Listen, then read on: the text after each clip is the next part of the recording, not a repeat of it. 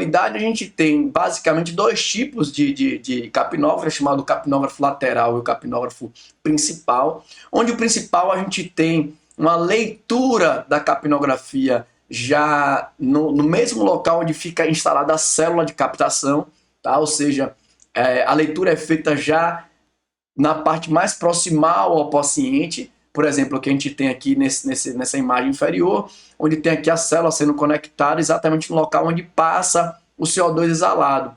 Então ele passa aqui, a leitura do CO2, do EtCO2 exalado é feito aqui e encaminhado o valor e a curva é gerada, né, no monitor. Esse é o chamado principal. O tipo lateral, ou também chamado de aspirador, tá? Ou seja, ele aspira, né, uma amostra de gás, diferente do de cá, que ele não é aspirador.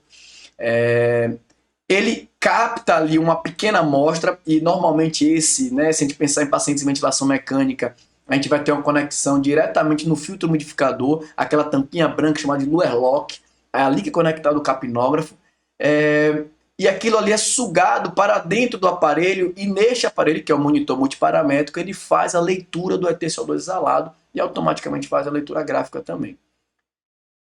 Então a gente tem, isso aqui é o clássico que tem, é o mais antigo que tem, ou seja, né, há muito tempo utilizado, mas um pouco mais atual a gente tem os portáteis, tá certo? Então a gente tem capnógrafos que são utilizados também em indivíduos em ventilação espontânea, e isso é um ponto importante, porque a partir do momento que a gente tem a possibilidade de avaliar o EtCO2 em indivíduos também em ventilação espontânea, a gente agora tem mais um marcador de análise de trocas gasosas, análises, né, voltadas ali à ventilação minuto, por exemplo, em indivíduos que muitas vezes é importante de ter esse resultado em mãos para a gente avaliar, por exemplo, o resultado de uma terapêutica.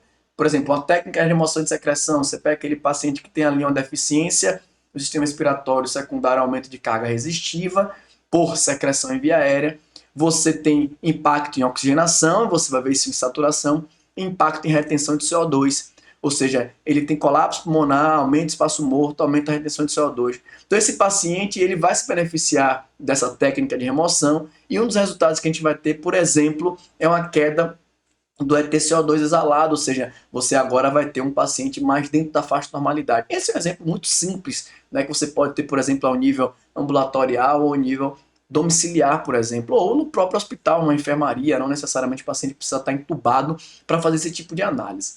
Ou, por exemplo, um paciente retentor crônico, um DPOC com retenção crônica de CO2, é outro perfil também que iria se beneficiar para você ter ali aquele diagnóstico constante ali de como é que está do ponto de vista ventilatório, né, tanto de oximetria para ver a oxigenação, quanto de capnografia para ver o CO2 exalado. Então são duas possibilidades ali. Além dessas, a gente tem aqui, né, em situações emergenciais, por exemplo, né, nessas ambulâncias, enfim, temos também os capnógrafos para transporte, que a gente vai estar ali podendo fazer um ajuste, né, para você ter noção da frequência respiratória que você faz na bolsa de ressuscitação manual, né, e você tem ali valores de capnografia para você manter dentro da faixa de normalidade. Então, uma outra possibilidade também é um aparelhinho bem versátil e que nos traduz aí realmente a possibilidade de análise, ok?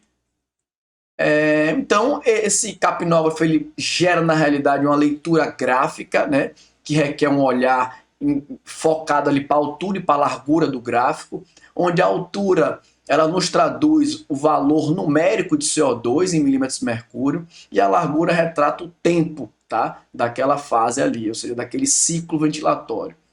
Então, a capnografia é dividida em 4 fases, né, e aí eu vou explicar agora cada uma de uma forma bem específica aqui. A fase 1, chamada fase aqui inicial do ciclo, entenda que a gente está falando aqui o tempo inteiro de uma fase de exalação, ou seja, o ar está saindo do pulmão.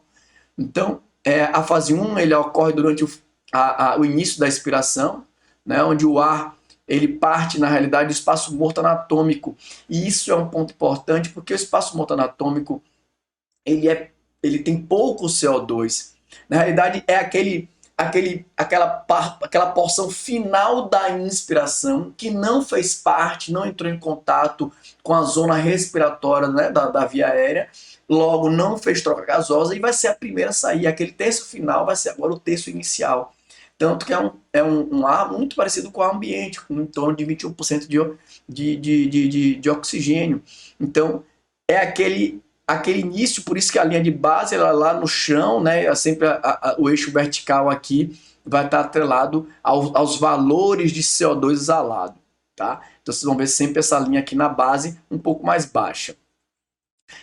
A fase 2 ocorre durante o que a gente chama de lavagem de ar, ou seja, é a velocidade mais aumentada ali da exalação, onde ocorre realmente o início das trocas gasosas, onde o ar se mistura, né, com o ar do espaço morto anatômico e também o início da exalação. E aí vocês percebem que tem uma situação mais íngreme, ou seja, ela verticaliza muito, ou seja, ela exala de forma rápida uma quantidade grande de CO2. Depois ela continua crescendo ao longo do tempo, né, lateralmente, até chegar no pico máximo, que é chamado de topo, tá, que é a fase 3. Aqui é o pico, onde faz a leitura do CO2. Então, aquele TCO2 que você tem lá registrado em valor numérico, é esse pico aqui, também chamado de pico ou volume tidal de CO2.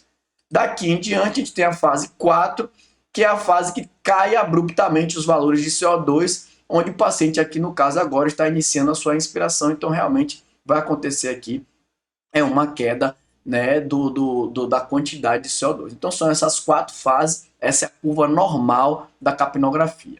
Então as ondas normais, né, uma onda normal ela deve ser quadrada, né, assemelhar-se a uma caixa. O volume normal, né, ele situa-se ali em torno de 35 a 45 milímetros de mercúrio de CO2, naquela região pico lá, onde iria iniciar a fase 4, seria o final da fase 3. O volume, né, corrente normal ele vai gerar isso daí, e a frequência respiratória deve situar entre 12 a 20, né, que é chamado de normal ali, para valores de frequência respiratória. As ondas anormais ou não normais, ou ondas